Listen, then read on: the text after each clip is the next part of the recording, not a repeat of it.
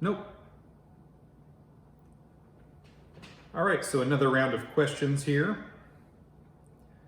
I think we left off with smocklers last, and so we're up to Owen Kraft, who asks, what is the most challenging insect you've ever cared for or bred? That's a really good question, Owen. It has already been asked a time or two in this contest, and so I will refer you back to where I talked about the devil's flower a little bit and some of the other mantises. They're probably not the most challenging because I have been able to keep them alive. They didn't just sort of die immediately. There have been things that I've brought in from outdoors that I have tried to raise without any information about their care many times in the past. But in terms of the ones that I have acquired for the business that other people have kept as pets, I would say the devil's flower. That's sort of my standard go-to answer. Now, Silver Universe says, as of recently, new innovations have been made to make bugs more appealing to the public as a nutritious food source. If this were to start trending and people began switching to a diet of insects, would you be one of the people to join them? I have never once passed up the opportunity to eat insects. I'm a very adventurous eater, and so if there is something that is on a plate that some culture or some restaurant or any group of people are advocating the consumption of it for, I am going to eat it. And my rule of thumb, as I have stated when people have asked me this question in the past, is that if a chef has prepared it, who knows what they are doing, they know how to cook this particular dish, and it's a dish that is eaten by some large group of people somewhere, then I will get to the front of the line and try it right away, because I do like to try new things just for the novelty aspect of it. You know, in the same way that I like bugs and the diversity of them, I like diversity in every aspect of life. And I want to taste different things because I want to, eating is obviously a pleasure. It's something that almost everybody enjoys. I have actually met a few people in life who did not particularly enjoy eating. And in the same way, it's hard for me to relate to people who don't collect something or don't have a passion of some kind for something, an interest at least in something. I can't relate to people at all who don't enjoy eating. And so you will see me at the front of the line, and further, if it happens to be something that is going to be more sustainable than our current food options, and if they can taste just as good or better and be fun, then I'm all for it. So thank you for the question. Janet T, what bugs are harder to keep and why? Now, this is a broader question than the one that was asked 2 questions ago about what's hard to keep. As a group, I would say that praying mantises are very difficult to care for in comparison to other pet bugs. They require almost daily attention every other day. At the very least, you need to be making observations about the humidity in their cage if they're not mature specimens yet, because they are always pushing that next molt when they shed their skin, and they need the proper climbing structures and the proper humidity and regular feedings in order for them to grow properly. And so as a group, I would say that praying mantises are one of the more difficult to keep groups compared to other groups that are popularly kept as pets, you know, in terms of the most popular or major subgroups of bugs. September Sun. There's someone else here called September Blues. September Sun. What do you think is the easiest to hardest mantis to keep? Somebody else already asked this question, so I'm not going to answer it again here, but you are still entered by virtue of asking the question. You are entered in the contest. Chef Dot, a regular. What is the basic care of the Harlequin beetle adult? I asked for a video about them this last Friday, but I didn't win, but I still want to know about them. Great vid, Peter. I'm sorry, Shepdot, I actually really wanted to make that video, and I went down to some of my tanks where I keep those beetles, and I really looked hard through the substrate to find an adult beetle to make the video with. I wouldn't do that video without having the entire life cycle available, and at that moment I just did not. But that I actually went down there with the hopes that I would find what I needed to make that particular video, because it was one of the ideas that did inspire me the most. And so you will see that video at some point, hopefully sooner than later. As far as the basic care for the adult Harlequin beetle, they're really, really easy. You want to keep them in a humid environment, ideally. They will dry out. If you see that they are black and bright yellow, that means that they are getting a little bit dry, and that if they are kept to where they are yellow like that all the time, that means you're not keeping them humid enough probably, and so you will wet the substrate down. I do recommend having a substrate in their tank, particularly if you have a few adults, because if they're going to breed, they like to have that media to deposit their eggs in. Although they are such easy beetles to propagate in culture that they will actually lay eggs in moist paper towel. So they're truly a very simple species to keep. And I feed the adults. You can feed them little bits of juicy fruits and things like that, or sugary liquids. I feed them entirely with beetle jellies, which are available on the shop.bugsincyberspace.com website. Thank you for your question, and please stay tuned for the video you requested. A quad insect. Question: what's a good display specimen, i.e. what species stays out in the open, is relatively handleable, and is easy to care for? I mean, on my website I have things broken down into categories. There's the roach category, the mantis category, the arachnid category, millipedes, centipedes, other arachnids. So, you know, it really depends. There are things within each category that completely meet those criteria. And so a few just off the top of my head, because I sell to a lot of bug zoos and museums and classrooms, and so I'm pretty used to fielding this question. Vinegaroons, they are way up there near the top, a large harmless arachnid that children can hold. Orthoporous gold millipedes, I just did a video about them yesterday, uploaded it here to YouTube, check it out. Ivory millipedes are great. Hissing cockroaches, everybody is familiar with those. You know, most any mantis, but the difference between mantises and some of those other things is that they do need a little bit more frequent care, as I mentioned in 2 questions ago. So thank you for that. Austin Weitzel, that's not your name on here, but I know you. You guys will have seen Austin in one of my recent videos where he met us in Arizona and was the first to jump up and hold the tarantula. Any advice on rearing flying feeders for mantises like the devil's flower? In fact, I don't advise anybody to rear flies, including house flies or blue bottle flies. It's fairly cheap to buy them, and it's just a big, stinky operation with a lot of work.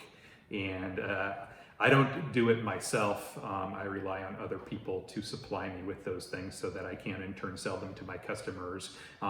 If it were easy and practical and not disgusting in many cases, I would do it myself, but I do not. And so I would recommend that you just buy them or feed them other things. I have found that my devil's flowers will typically take Turkestan roaches, and for much of the year you can still find moths and other little flying things outside at your porch light.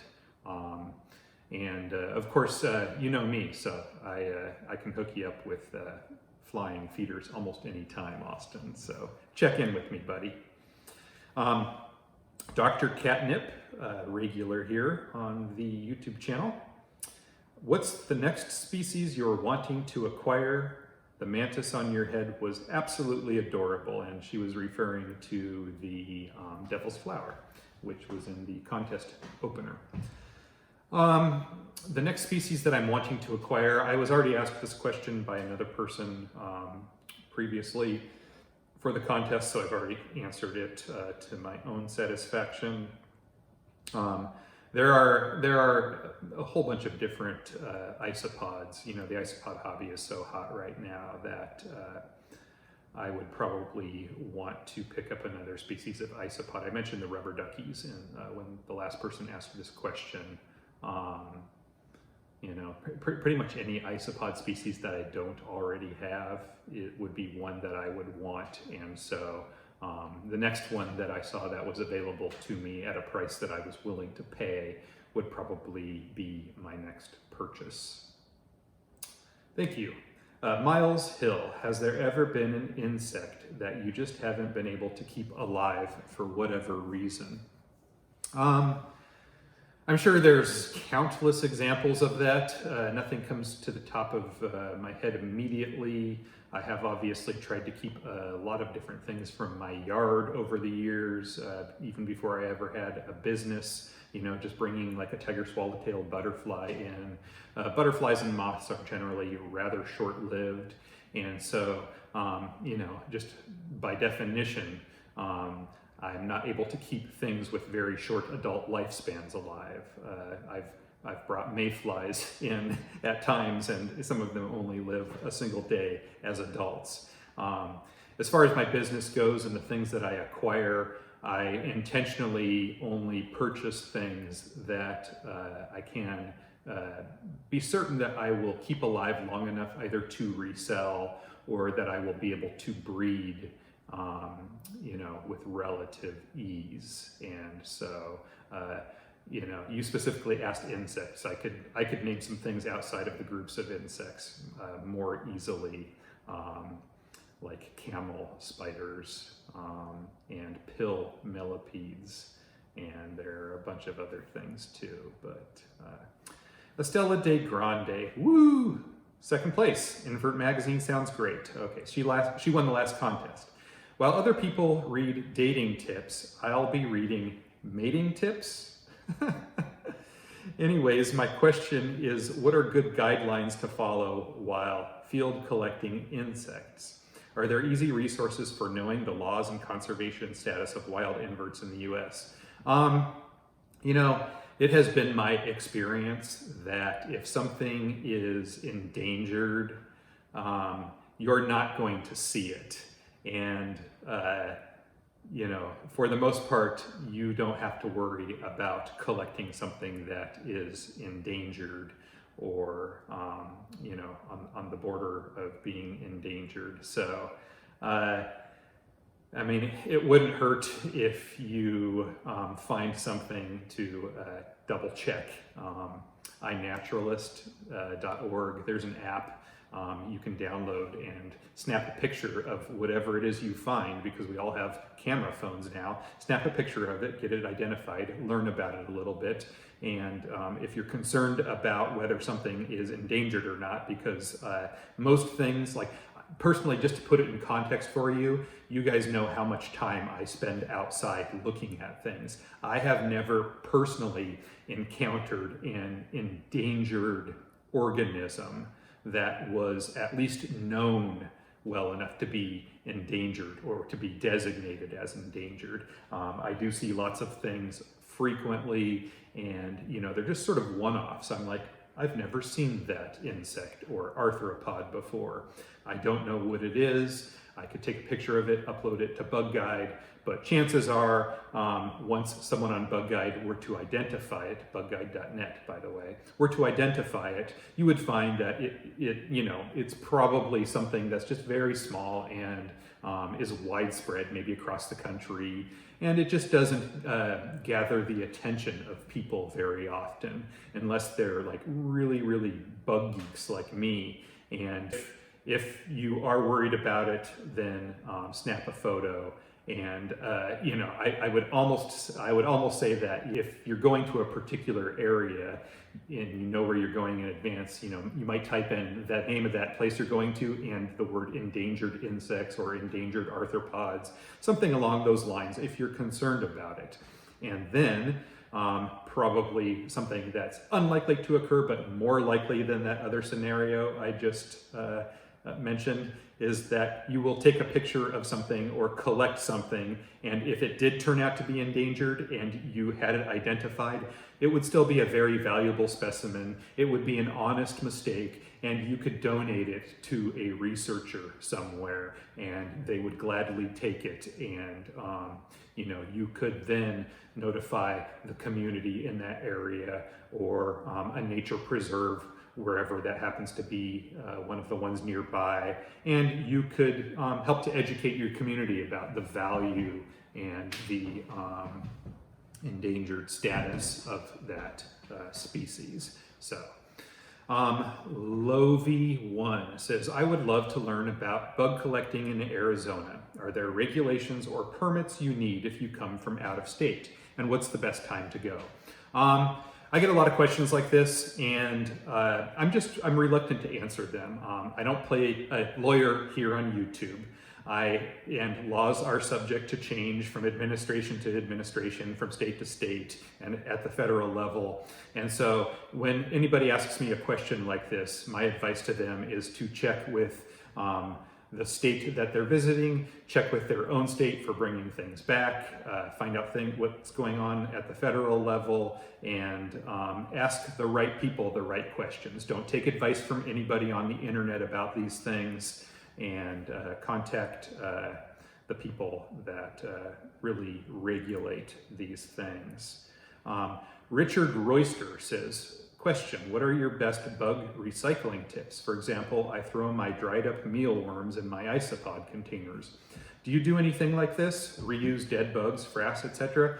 Yes, in both cases. Sometimes the frass of certain things, like the frass of best beetles, they consume a lot of wood. Best beetles, they're also called Betsy beetles. They're also called patent leather beetles. But anyway, they will consume a lot of wood, and you know, if you're low on substrate for certain other things that are wood feeders, you can recycle that substrate and put it in with your millipedes or your isopods.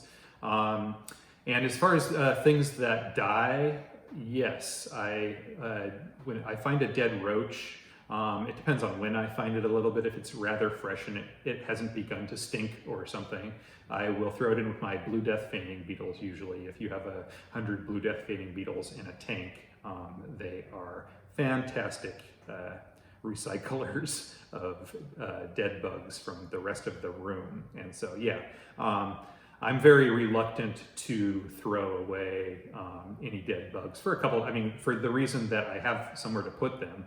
If I see something that is sort of dead, dying, you know, like starting to look a little weak or whatever, I'll often feed it to my bearded dragon because it's going to die anyway, and I want to feed it to you know, another pet of mine that will enjoy it before you know, the mantis, for example, begins to suffer too much, or you know, dies and then starts to stink, or you know, maybe I won't catch it in time to feed it to the blue death feigning beetles before it starts to rot in an unpleasant way. So that answers that. Beth Thornstrom. I don't know if you have what we call woolly worms where you live. She's talking about woolly bear caterpillars. I mean, that's what we call them here. She calls them woolly worms, and probably much of the country does. I have been afraid of them growing up because everyone told me they sting. They don't sting. They don't have you know, severely irritating hairs like tarantulas do that urticate. They don't have urticating hairs. And they also don't have like a venom or a poison in them. There are certain kinds of caterpillars like puss moths that if you touch them, you know, you're going to like regret it immediately. But you don't have to worry about them stinging you. I mean, at worst, some people are a little bit sensitive to the hairs, you know, but those are the same people that are sensitive to like almost everything. You know, there are some people who put a wool sweater on, no big deal. Other people who put wool on and it makes them terribly uncomfortable. There are some people who lay down in the grass and, you know, it's no big deal. And other people who lay down in the grass and, you know, they're like itching for most of the rest of the day, having to take the Benadryl and whatnot. We actually predict how bad the weather is going to be by the pattern on them. My question is, what do the color patterns mean on the woolly worm? Do they sting, and how long do they live? I find the caterpillars in the fall here in the Portland area, and they seem to overwinter as larvae. And so I will find them throughout the entire winter and into the early spring, just often sort of tucked up under leaves and things. You know, I tend to find them in proximity to the house, not because they're necessarily tucking themselves up against the warmer house, but because that's just where I happen to walk more than out away from the house. A lot of times people get confused about where they see things, and you know, it's kind of like the saying that most accidents occur within a mile from the house. That's because we are at our houses all the time, and if we are leaving and returning to our house, we're spending a lot of time in that 1 mile radius.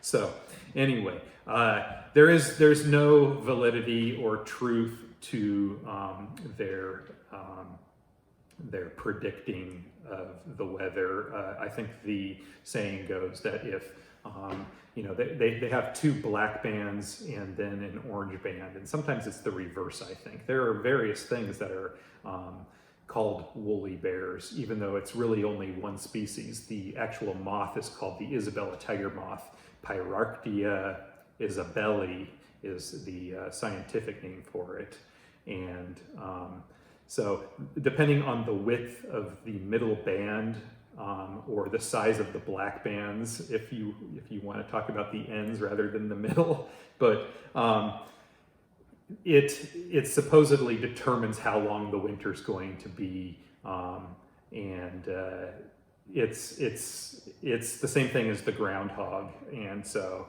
you can't rely on that. And one of the reasons that you can't rely on that is because as the woolly bear grows, the width of that center band changes, and so a young one may have a band this big, but later when it's grown, that band is going to be this big, and so the proportion of black to orange on this same specimen will change as it grows, and so that in itself sort of debunks the mythology around that.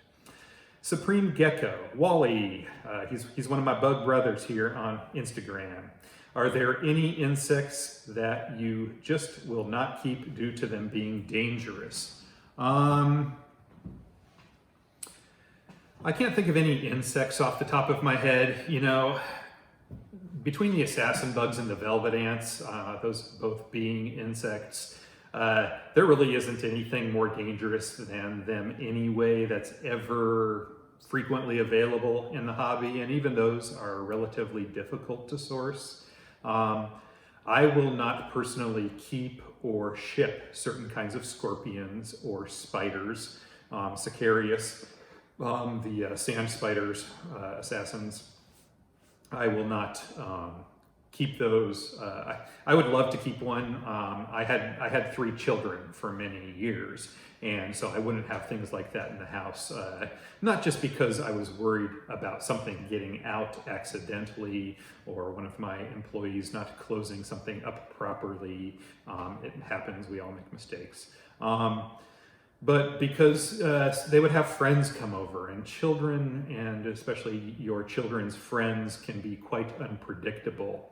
And another thing is that I don't ship anything that's medically significant to a point that, you know, it could kill you, or, you know, definitively put you in the hospital like deathstalker scorpions could, and other kinds of scorpions in the family Buthidae. I won't even ship are Arizona bark scorpions, or even the Florida striped scorpions, or the striped ones down from Texas, the Centroides vittatus. I won't ship any of those either. So there are a lot of, I don't keep anything anyway, really, and so I don't acquire things unless I'm going to be reselling them. And so for that reason, for liability reasons, I never really know who my end customer is, because I'm an online seller, and I have had many a parent contact me and say, this was not an authorized transaction, I'm lucky I saw it, my child ordered this, and they did not have permission to. And more extreme things than that even, that I'll probably tell stories about another time. Next question from Kiwi the Kiwi. Potatoes, potatoes, are you a potato? I'm sorry. Does that question count? Yeah, that question counts, Kiwi. I mean, I'm not a potato, but I'm related to potatoes. I am certain that I have a common ancestor with the potato. I'm going to be doing a video on TikTok pretty soon. I have the sound file all ready for it. I just need to get my Jerusalem crickets, because some people call them potato bugs. A good portion of the country calls them potato bugs. Potato bugs are also a nickname for roly-poly bugs, which are also called pill bugs. And so the song, of course, is what is it? It's from the B-52s, the Idaho potato song. I can't remember it now. Like a wild potato. Dun, dun, dun, dun, dun, dun, dun, dun, dun, dun. So anyway, yeah. Stay tuned for that, Kiwi. You're gonna love it. Just like I loved your question. Stacy Ripley, oh no, Robert Lamb. What are some aquatic bugs / inverts that you think are underrated or should be present in hobby when they aren't? Aquatic bugs, well, for me, I mostly only have terrestrial types of things rather than aquatic things.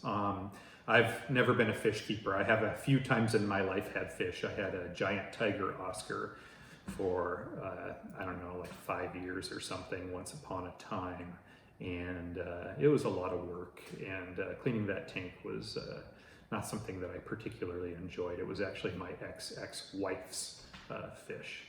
And we fed it the bloodworms and some bugs and things like that, I think. And it was a long time ago, but as far as aquatic bugs, I will off and on have ferocious water bugs, usually in the genus Abetus or Belostoma. Rarely do I have Lithoceros, giant water bugs, but the other two are close enough to them by most people's standards anyway, especially when you have difficulty getting them elsewhere. Very, very occasionally I'll get Helgramites. Giant water scavenger beetles are one of the things that I get like every 2 years in lowish numbers. But I think that's about it. I don't particularly like to acquire them, and the shipping of them is a little tricky. I don't like to ship liquids, obviously. It's just a little bit too problematic. They tend to be a little bit more sensitive in shipping, so when I do acquire them, I hardly even really profit on them. I'm always kind of breaking even because they're kind of expensive for me to acquire, and a few may die before I ship them out because you don't always know how old they are. They're just, they're not a great investment for me. I usually source them as a novelty because I know people like you, Robert, really, really love them. And so I think someone contacted me recently. They bought my last one that I had available, my last ferocious water bug a few months ago, and they contacted me just in the last couple days and told me that it had passed away. So you never really know how old they are, especially if they have wings on their backs. They're mature specimens. There's just no way of knowing. Next question here, and perhaps catching us up. when you go bug collecting, do you keep, this is Stacy Ripley, when you go bug collecting, do you keep all of the specimens you find alive as pets? Not even close. I keep so little of what we actually see, and if you've watched any of my Arizona videos, you can see us walking past like everything that I've taken a video of. And so do I keep all of the specimens that I find alive as pets? No, I don't. I ship very little back to myself. Collecting is a lot of work. Shipping things is a lot of work. Unpacking things is a lot of work. Reshipping all of those things is a lot of work. It's much, much easier to just purchase things from other collectors who happen to live in places and are able to collect things rather easily. She then goes on to ask, or do you euthanize them and keep them as dead specimens for display? I don't personally keep any dead specimens for personal display. When I was very young, I used to pin bugs, and that was actually my, before I did anything else, I had it was called the parlor. We had a room with the entire wall where my dad had built the frames for all the bugs I collected, and it just covered the wall with all the frames that I collected here in the Portland area. That collection was later eaten by dermestid beetles in between moves when later in life I was storing it. And it was so upsetting to me to see that my childhood collection was eaten by bugs. It's fitting in a sense, I suppose, but I never started it up again. It's very tedious, neck-breaking work to lean over things and to pin them specimen after specimen, hour after hour. I know a lot of people that do that, but it's just not for me. I keep myself so busy with everything else that I do, and I could be pinning bugs right now, but I'm doing something that I like so much more, which is answering your question.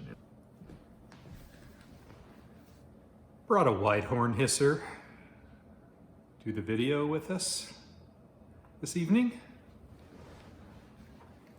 Going to pick up where we left off, and we'll see the reflection in my window over there. See what's going on with that thing. We'll see where the roach ends up as we move through these.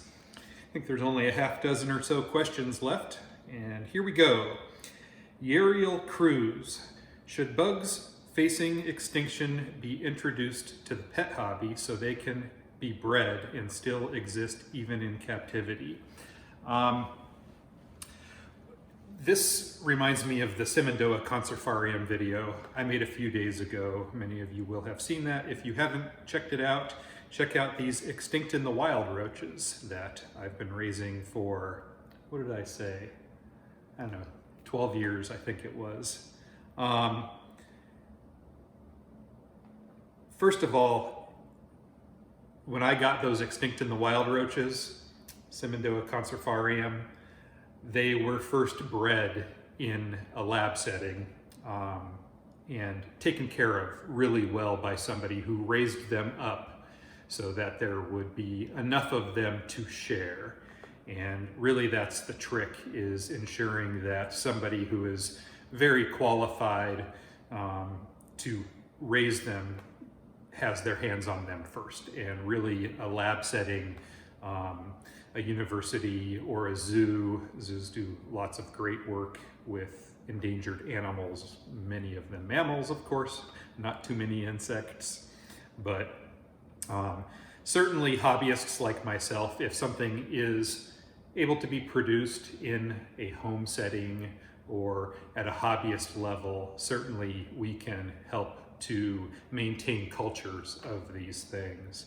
And I think that really we have to be very careful when something is endangered or critically endangered or on the verge of being endangered, that we are not taking things out of the wild and just sort of going rogue by ourselves.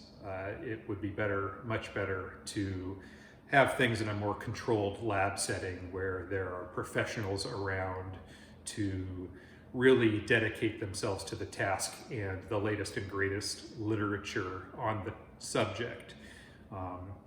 and to raise them there before distributing them to hobbyists, which was exactly what happened in the case of Simondoa conservarium. Next question by You Don't Know Me. Do you ever feel bad for your feeder insects when using them to feed your predatory bugs? Short answer, no. I would like to keep some predatory bugs, but I would definitely feel bad for feeders. What advice do you have for people to help them get over not wanting to feed live insects to their pets? You know, it's not my place, and I don't want it to be my place to try to talk somebody into doing something that doesn't come natural to them. It sounds very much like you have personal ethical reasons, and I assume you've probably thought about this before you asked this question, that prevent you from keeping a pet mantis or a tarantula or something like that, because your experience in keeping that pet would be a bad one every time you went to feed it. You would feel like you were feeding the roach or the cricket, and basically a living thing, and feeding it to another living thing. Some people call that playing God. And I totally get that, and I respect that. It's your decision to make.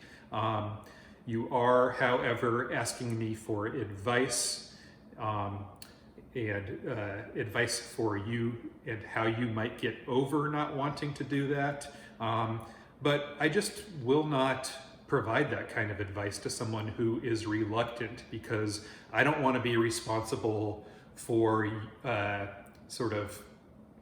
talking you into doing something that either doesn't come natural to you or something that you don't really want to do. So I would certainly encourage you to just explore your feelings on that topic over the course of time, and maybe through watching videos or going out into nature and making observations about what's happening out there.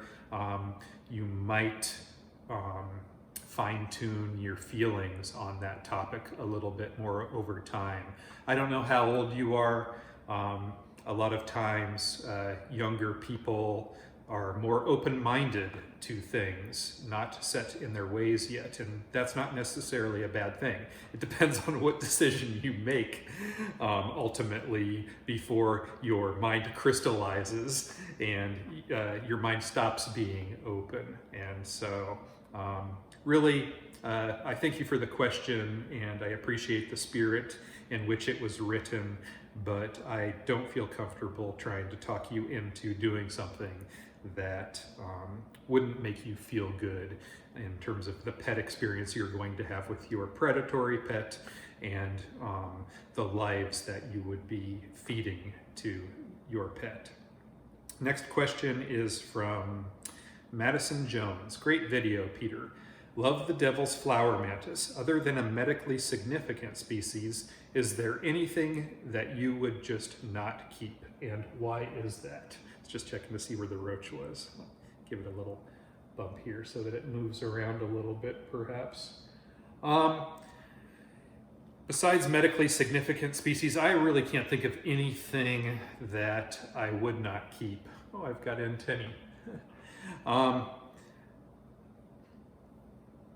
Yeah, I mean, you said medically significant species. I mean, I'm very confined to just bugs, arthropods.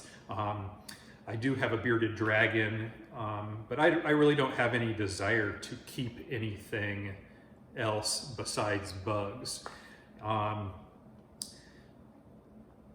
I usually lean towards keeping just things that I can breed for resale purposes, or that I have purchased for resale purposes that I don't plan to breed. So I probably wouldn't keep anything, a whole category of things that were not, because my time is very limited. I have a lot of things coming and going all of the time. And so I have to be very careful to pick and choose what I keep. And so those are really the only limitations. You noted that I won't keep medically significant species, and I do occasionally find a black widow and keep it around. I usually pass one on to a local friend. I do get some other things from time to time that are medically significant, but usually it's not something that I really was seeking out. It just kind of shows up. Someone thinks that I want a free something or other just to be cool or something like that, and I end up, you know, not keeping it around. Not so much because I don't enjoy it or because I'm afraid of it or because I have young children in the house, as I did long ago, but just because I have a lot to take care of, and there's always less time than, you know, I have a lot of responsibilities, not just in taking care of the animals, but in running the business. So thank you for your question, Madison. Connor C. asks, what bugs would you recommend for a fun breeding project? I want something that can be a little more uncommon than mantises or roaches, but I can still breed relatively easily. One that comes to mind here rather quickly, I was just talking to Russ from Aquarimax about these, in fact, earlier today. So they're very fresh in my mind, are the Harlequin scarabs, flower scarabs. It's a beautiful black and yellow beetle, and another person had asked a question about it in the same contest, those in particular, and had wanted me to do a video for them, which I do plan to do once I have the entire life cycle available to do that.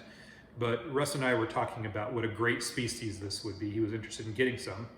And out of all beetles, I mean, mealworms, you have tons of them and they reproduce really well. But in terms of a pet beetle, because usually most people consider those feeders more than they do pets, even though the mealworms will eventually turn into beetles that do pretty well with other desert beetles, darklings and things like that in desert tanks. But the Harlequin flower scarabs are extremely easy to reproduce. Their life cycle is rather short in terms of the time it takes to reproduce. You're not looking at a couple years like you are with rhino and stag beetles to reproduce them through a generation. And they're rather prolific. You can get a lot of them starting out from just a few of them. After a couple of years, you can basically be overrun with them if you want to be. I've even had people purchase them in the past to raise as feeders because the larvae are very suitable for feeding to some reptiles, apparently. And so that would be my recommendation to you. They're not terribly large beetles, but by US bug standards, they're good sized, and they are a domestic species native to the United States here. Gymnotus thula is their common name. I'm sorry, their scientific name. They were Gymnotus casei. Casey. I'm trying to train myself to pronounce the I at the end of the word as an E sound, not an I sound. Because when I'm doing these YouTube videos, everybody is listening and they're going to pick up some of my very long-term bad habits in that regard. So give me a break on that, but we'll work through it. Let's see. Next question, Karen Heil, what is the most dangerous bug you've ever kept? You know, a long time ago, I did have a death stalker or 2 or 3 or 4 when I ran another business prior to Bugs in Cyberspace. And we also were among the first to ever import, legally, I might add.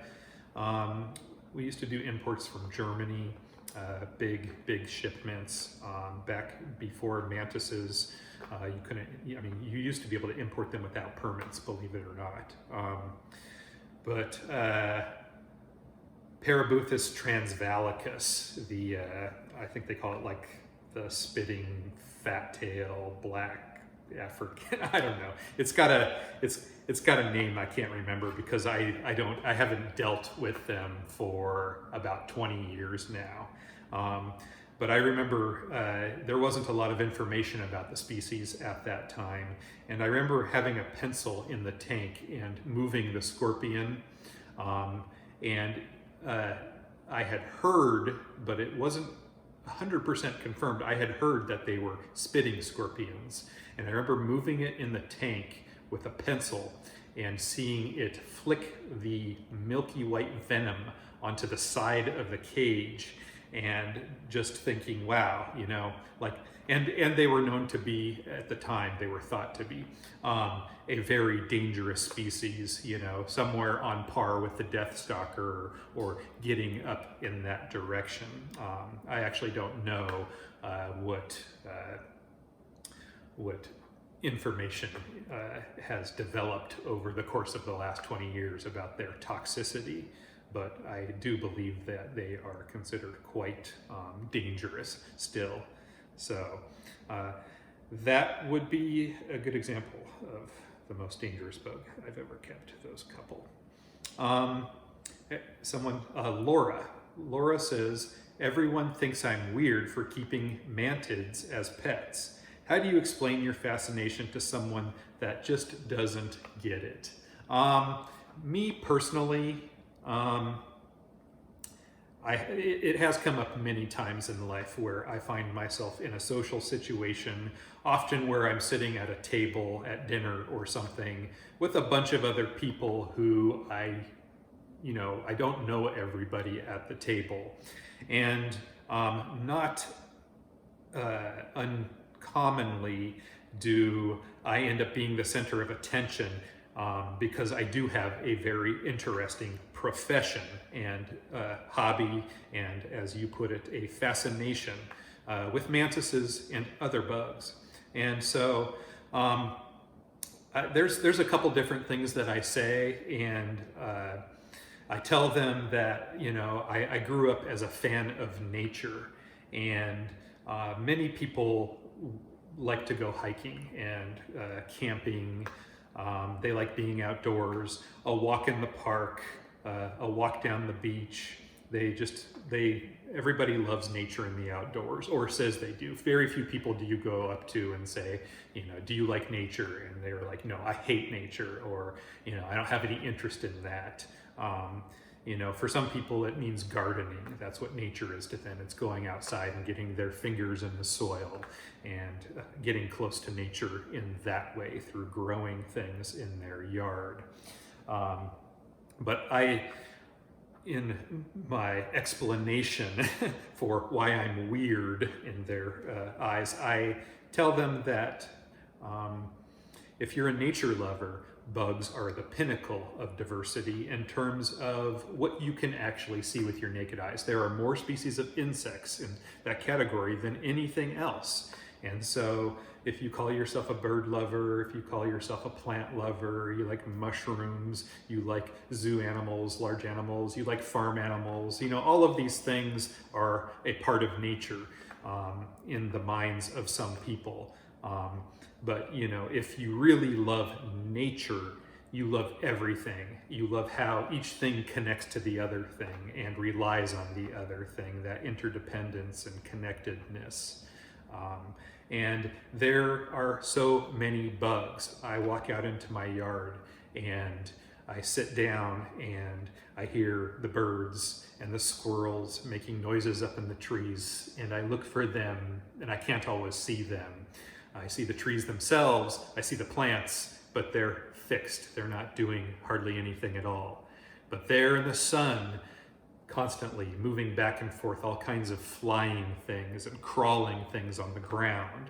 And it's just nonstop gratification for me, instant gratification, and it's continuous. And so I am not bored because just by some coincidence or by some chance, I became fascinated in them at an early age. And I feel very fortunate to be able to walk outside and to be surrounded by things that I love all the time. And that's how I explain it to people, I guess. And you know, they'll ask more questions, and I'll go on in different directions with all of it. But of course, it is my profession as well. And you know, in addition to, you said you keep mantises as pets. Lots of people keep pets. They are, mantises are very easy to care for. They don't cost very much money. Unlike a dog or a cat that lives for a really long time and you have this relationship with, a mantis is a shorter lifespan organism. And so when that one passes away, you get to experience something new. And that's a perspective that I like to point out to people who talk about pets as compared to other kinds of pets. You know, in a world of options, I want to see and experience a lot of things. I don't want to just, you know, be having a relationship with a dog or a cat that's around all the time, and you know, like they sort of control whether I leave the house, and you know, I have to be home at a certain time to walk them or feed them and things like that. That's a little bit too much pet responsibility for me. So there's that too. Valerie Hayes says, since moving to Georgia 13.5 years ago, I have found 3 Hercules beetles, D. Titius. I found one living and one dead one within a couple weeks of each other about 10 years ago, then nothing until last summer when I found a living one. What can you tell me about their ecology? If I want to find them consistently, is it possible to do so? So she's talking about, a lot of people call them rhino beetles. I did the Baby Yoda, and I was holding this species she's talking about. Baby Yoda video, you can see it. I think it's probably 4 videos before this one. So check back, and oh, I could link to it up here on the card, right? So these rhino beetles, they generally emerge in the early summer months in your area, and in areas where that species, which is called the eastern Hercules beetle, not to be confused with its sister species in the west, Dynastes grantii, they emerge primarily in the month of July. They're pretty much always out during that month, and then you'll see them in August and a little bit in June, and then a little bit as you go further out. But July is sort of their peak, and the way to go and find them is generally in areas where they occur. You won't see them during the day very often. I would be willing to bet that when you found the dead ones, you found them during the day. Sometimes on hot days, they will have the night before gotten trapped in sort of a concrete enclave of some kind. I've seen them in Arizona in this way, where they fly to lights at night because they're highly attracted to lights at night, bright lights, particularly in the middle of nowhere where it's just like one shining beacon of light. Rest stops are really good. Tennis courts are really good if they have the bright lights at night. Shopping centers, that lone gas station sort of in the middle of nowhere. Those are all sort of tried and true collecting places for large beetles at night in areas where they occur. And so the best time to look for them isn't during the day. If you want to see living ones, you want to go to those bright lights in the middle of nowhere, ideally at night, and just look around. Now, another thing you can do is to set up black lights or mercury vapor lights, or a combination of those two things. And if you check back to some of my summer videos, you can see me running some of those setups, as well as in my Arizona playlist, which I'll link to up here as well. You can see how we set the black lights up, and it attracts beetles. I'll be uploading some more videos from the Arizona trips soon, where we focus more on the black lighting aspects. And yeah, that's pretty much it. Feel free to ask any follow-up questions, of course, if you want some more specific information. Amber Deatheridge says, hi, and I recognize your name from Instagram. Do you think the price of Macropanethia rhinoceros, the rhino roaches, in the hobby will ever decrease? They are so amazing and I rarely see them. I honestly don't see their prices decreasing anytime soon. I suppose I have heard a little bit more about them being distributed around.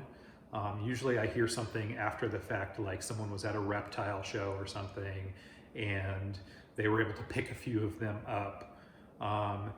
But, you know, even when they're mature, the females are only going to give birth like once a year, and maybe not even every year. And they might only produce a clutch of like 30 or so.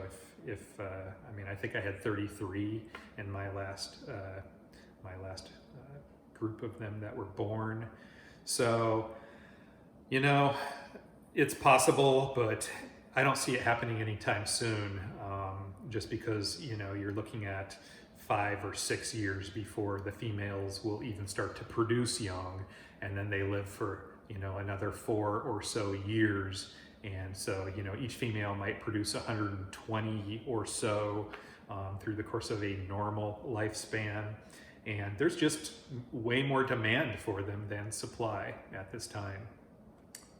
Joshua Folk says, what environmental factor caused rhino beetles to develop their horns to be as strong as they are? Strong, big,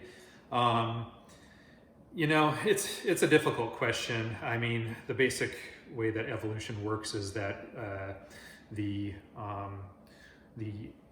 organisms that pass their genes on to a subsequent generation, whether it's the largest ones or the smallest ones or the prettiest ones, those ones are the ones that are going to be perpetuated in subsequent generations, because for whatever reason, they were able to breed with the females better in terms of males being strong or big. You know, with rhino beetles, it's kind of tricky to answer, because the big strong ones, even though the females do prefer them, that also makes them more evident, more noticeable by predators when they're big like that. And so it's just kind of a complicated question to answer simply, but basically the bottom line in answering questions like this is that the larger males are more selected for through subsequent generations because the females prefer them to be that way. Taylor Tupin asks, when do you think, and this is the last question for this contest, and so following my answer to this question, we will be selecting the 3 winners, and we will be over there at my computer doing that. Taylor Tupin says, when do you think you'll have your Spirostreptus species 1, that's a millipede, tie rainbows, also a millipede, or any of your other out-of-stock millipedes back in stock? Is there a particular reason so many are out of stock, or is it just dependent on when they breed? You know, it's always a glass half empty or full, half full perspective. In my perspective, if you look at other websites, or you look at what was possible in the hobby 10 years ago or 20 years ago, there are a lot of millipedes available on my website at any given moment.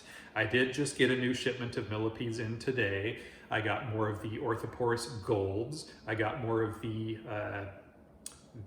yellow Narcissus gordanus, the yellow smoky oaks as they are sometimes called. I got bumblebees back in stock today, and a few others. I just took the Spirostreptus species number 1 down off the website, so I have hidden the product. It's still there on my back panel, my admin panel, but you cannot visibly see them on the website anymore, even though I probably could sell a few if I wanted to, but I just don't feel like digging through the tank, because I know there are kind of limited numbers of them left, and somebody's gonna email me and twist my arm and say, you know, please, please, please, please, please, and I'm gonna be like, okay. And then the tie rainbows, you know, it's funny that you say those, because it just occurred to me that I'm getting a very large shipment of them, and the only reason at this point that I haven't gotten that shipment yet is because I have to send my side of that trade, as well as some shipping boxes and heat packs for the person who's going to be sending some back to me. So thanks for the reminder on that, Taylor, and on that note, please keep an eye on the website for those tie rainbows. They'll be back soon. Thanks a bunch, and see you guys again in a moment when we do the drawing for the winners. And there is a cockroach on my hat, lest we forget. All right, here we go. You guys asked a lot of questions. I enjoyed answering all of them. We had 140 comments in this contest. Half of them were me. I don't know if that means that there were 70 questions or not. Probably not. Had a few back and forth conversations as we went through.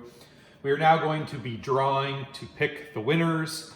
And remember that the first place winner was going to receive a $30 coupon to shopping at my website, shop.bugsincyberspace.com. There's a very bright light right in my eyes. If I get my channel monetized, by the way, one of the first things I'm going to invest in, and by monetized I mean that if I hit the YouTube requirements, thresholds for getting being able to put ads on my channel is basically what it means. You'll notice that there's no ads on any of this. That's because I don't get paid for this, but perhaps someday I will. And if I get to that point, the first thing I'm going to invest in are some nice lights to where I can have that horrible flash on right there and not get blinded while I'm looking at the camera. Most of the time I turn additional lights on, but it's never quite ideal. Anyway, sorry about that aside.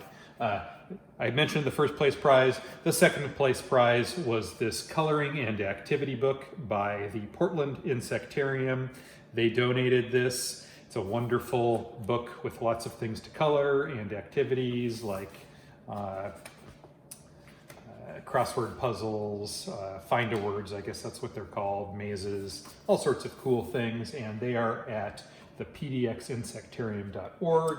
And then the third place prize was this pin by shapesandnature.com, and stick it right onto your shirt right there, one of those kinds of pins.